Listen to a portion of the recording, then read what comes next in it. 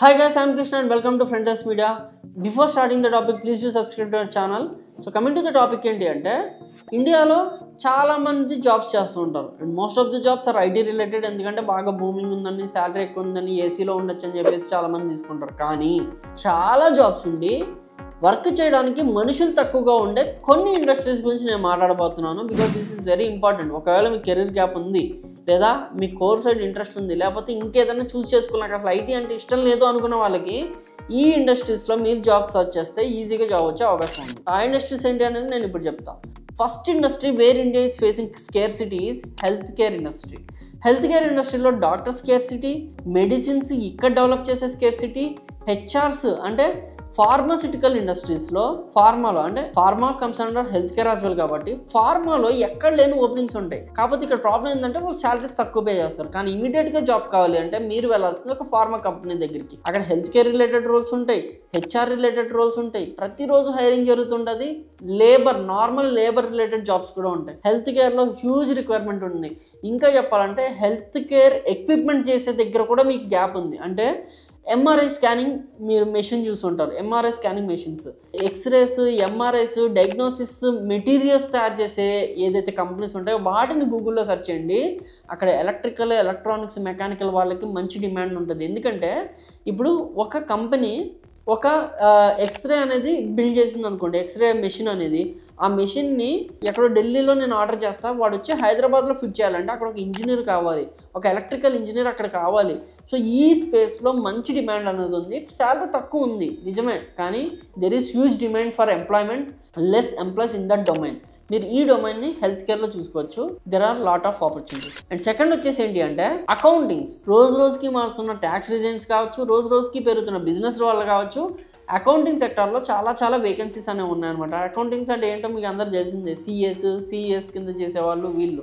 అది కాకుండా ఇక్కడ మీరు బీకామ్ కానీ ఎంకామ్ కానీ చేసి ఉంటే there is a very good scope. ఎందుకంటే జిఎస్టీ వచ్చిన తర్వాత బీకామ్ చేసిన చాలా మంది జిఎస్టీ ప్రాక్టీషనర్స్గా వర్క్ చేస్తున్నారు. ఎందుకంటే ప్రతి కంపెనీ జిఎస్టీ చేయాలి. ప్రతి కంపెనీ జిఎస్టీ చేసేవాడి కింద కూడా కొన్ని వందల కంపెనీస్ ఉంటాయి. వాటిని మెయింటైన్ చేయడానికి వాళ్ళకి ఎంప్లాయీస్ అనేవాళ్ళు చాలా అవసరం. నాకు తెలిసిన జిఎస్టీ ప్రాక్టీషనర్సే చాలామంది ఇంటర్న్స్గా పెట్టుకుంటున్నారు. ఒక్కొక్కరికి 10,000, 15,000 ఇస్తున్నారు అనమాట. సో మీకు వెంటనే జాబ్ కావాలంటే అకౌంటింగ్ సైడ్ చూస్ చేసుకోండి, అక్కడ మంచి డిమాండ్ అనేది ఉంది.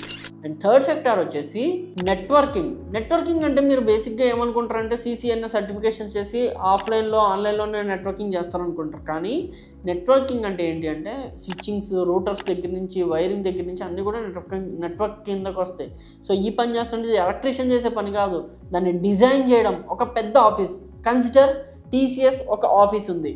ఆ ఆఫీస్ మొత్తానికి నెట్వర్కింగ్ అనేది ఫిక్స్ చేసేది ఒక నెట్వర్క్ ఇంజనీర్. అక్కడ ఉన్న రూటర్స్ కావచ్చు, అక్కడ ఉన్న స్విచ్చెస్ కావచ్చు, ఇవన్నీ కూడా ఏ లైన్ నుంచి ఎటెళ్ళాలి, ఎక్కడుంటే ఈజీగా యాక్సెసిబుల్గా ఉంటుంది, ఇవన్నీ ఒక నెట్వర్క్ ఇంజనీర్ చేస్తారు. చాలామంది ఈసీ తీసుకున్న వాళ్ళు దీన్ని చూస్ చేసుకోవచ్చు. కానీ ఏంటంటే ఈ ఫీల్డ్లో కొంచెం శాలరీస్ తక్కువ ఉంటాయి కంపేర్ టు ఐటీ అని చెప్పేసి ఈసీ వాళ్ళు ఇగ్నోర్ చేస్తూ ఉంటారు. ఒకవేళ ఈ నెట్వర్కింగ్ గురించి, ఈ సిసిఎన్ఏ సర్టిఫికేషన్స్ గురించి, వీటన్నిటి గురించి డీటెయిల్డ్ వీడియో కావాలంటే కింద మెన్షన్ చేయండి. దాని మీద ఇంకొక డీటెయిల్డ్ వీడియో అనేది నేను చేస్తాను. సో ఇది గుర్తుపెట్టుకోండి, networking. And the next sector is marketing, PR and advertising. ఈ సెక్టార్ అనేది టూ వ్యాస్ట్. మార్కెటింగ్లో ఆఫ్లైన్ మార్కెటింగ్, డిజిటల్ మార్కెటింగ్, పిఆర్లో కూడా అంతే, ఆఫ్లైన్, ఆన్లైన్, అండ్ అడ్వర్టైజింగ్లో కూడా ఆన్లైన్, ఆఫ్లైన్. అండ్ మార్కెటింగ్లో ఏంటంటే మీరు అందరూ ఇంటికి వచ్చి లైక్ ఏదో డబ్బాలో, సర్ఫ్లో, లేకపోతే సోప్లో అమ్మే వాళ్ళనే మీరు మార్కెటింగ్ అనుకుంటే తప్పు. లైక్ రియల్ ఎస్టేట్ మార్కెటింగ్ ఉంటుంది, మనకి offline marketing, online marketing, digital marketing. ప్రతి బిజినెస్ మార్కెట్ చేసుకోవాలి. మార్కెట్ చేసుకునే ప్రతి చోట జాబ్స్ అనేవి జనరేట్ అవుతుంటాయి. కాకపోతే మార్కెటింగ్లో ఇండియాలో శాలరీస్ అనేవి తక్కువగా ఉంటాయి. దానికోసం అంటే ఇది ఎందుకు చెప్తాను అంటే ఎవరికైనా జాబ్స్ వెంటనే కావాలి అనుకుంటే మార్కెటింగ్ సైడ్ మీరు చూస్ చేసుకోవచ్చు. There is a high demand and లో సప్లై ఆఫ్ ఎంప్లాయీస్. సో ఇది కూడా one of the department. Next biotechnology. So biotechnology అసలు ఇండియాలో చూస్ చేసుకునే వాళ్ళు లేరు, బట్ బయోటెక్నాలజీ రిలేటెడ్ జాబ్స్ చాలా ఎక్కువగా ఉంటాయి అన్నమాట. So biotechnology is another domain where there are good jobs and less employees those are working in that domain. So వీటిలో ఏ డొమైన్ మీద కూడా మీకు డీటెయిల్డ్గా వీడియో కావాలి అనుకుంటే నాకు ఒక్క కామెంట్ కింద మెన్షన్ చేయండి. వాటి మీద ఫుల్గా రీసెర్చ్ చేసి నేను ఒక డీటెయిల్డ్ వీడియో అనేది నేను రిలీజ్ చేస్తాను.